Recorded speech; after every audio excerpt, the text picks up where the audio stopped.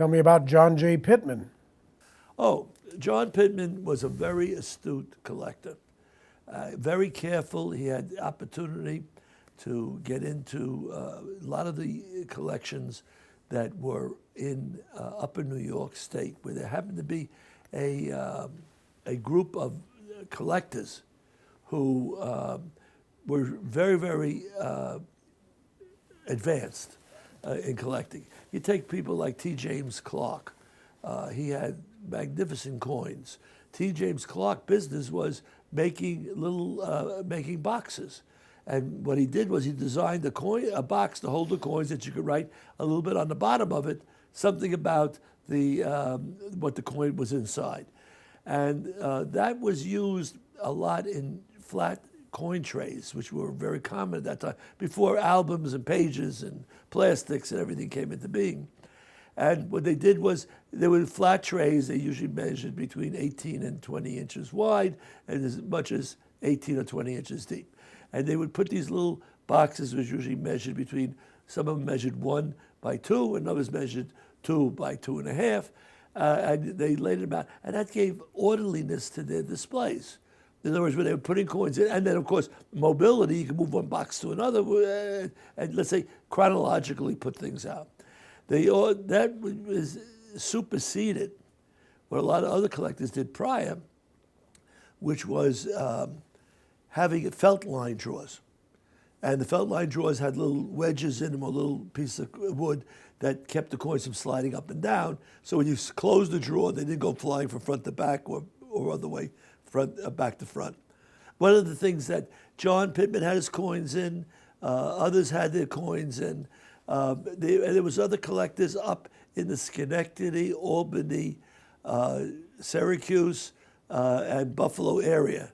Very, very strong-willed collectors. I guess maybe because at the time there was very little outside entertainment, and especially up in the northern part of New York State, there was less things for people to do to keep themselves busy. So this was a nice pleasure to have, and they had very good clubs up there, and John was very active in them.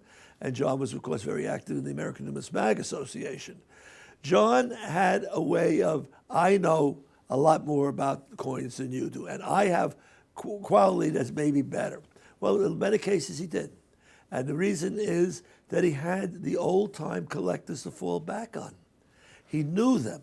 He knew them personally. He knew them through the A&A. He knew them through the societies that existed up in New England as well as northern New York State. And of course, he got to know more people as time went on. He actually took, believe it or not, he took a mortgage on his house in order to go with the group that went to the Farouk sale in 1954 to buy certain coins that he knew was in the Farouk catalog. And but he did a lot of things like this. He would be friendly to you as long as you worked with him. He'd become a little bit difficult to deal with, but this is human nature. He was well known as a lens manufacturer for Eastman Kodak, and he designed things. In fact, he used to carry in his pocket, which always baffled me, a magnifying glass that had a 3-inch diameter and about a 2-inch depth. And just think about it, what it did to a suit. But he had it always with him. And that's the way he looked at his coins.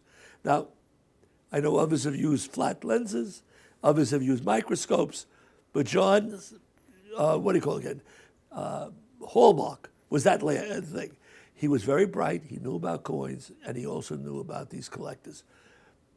And I do know that he did sell off some of the items that he had gotten from the Farouk in order to release, I guess, the mortgage on the house and all.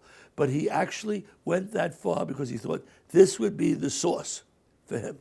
Well, it's true. There was coins there that, as I mentioned earlier, we sold into the Farouk collection. And we sold many, many good coins. I mean, especially in the $5 and $10 gold series. We also got some rarities. We had, when we had to sell certain foreign coins, we engaged Hans M.F. Schulman, who was a dealer right around the corner from us. And we said, Hans, this is what we want for it, sell it to the king.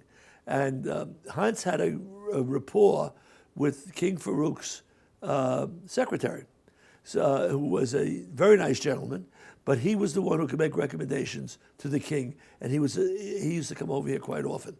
And I guess it had to do with his work with the governments and all, and when he came over here was to, let's say, do the king's bidding to get something for him, or whatever it was, because he collected other things too, Farouk. But we, of course, know him from the coin collection. So it was, you're dealing with John Pittman. There's a picture around that was shown in one of our blogs, which asks a question about who are the people that went to the Farouk sale. There's a picture there. And right there is people like Gaston DeBello and Sol Kaplan and Abe Kossoff, and there's John J. Pittman. And there he was. And there was, of course, they had the auctioneer, they had Paul Whitnell in there, and a few others.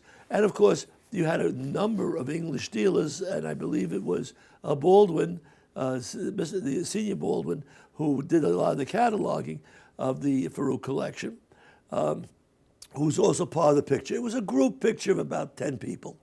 And it was, I knew 8 of them by, because in there also was Abe Kossoff's daughter, Abe Kossoff's wife, Sol Kaplan's wife.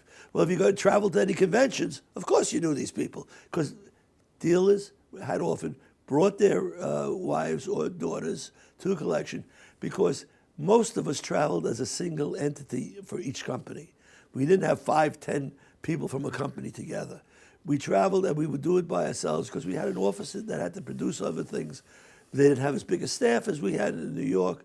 So when you get to know the wives, and look, this is one of the things that even Jimmy Hayes, when I was in front of the Congress, when he introduced me, he says, and don't forget Mrs. Stack, who always was there to help Mr. Stack take care of people so he would understand coins better.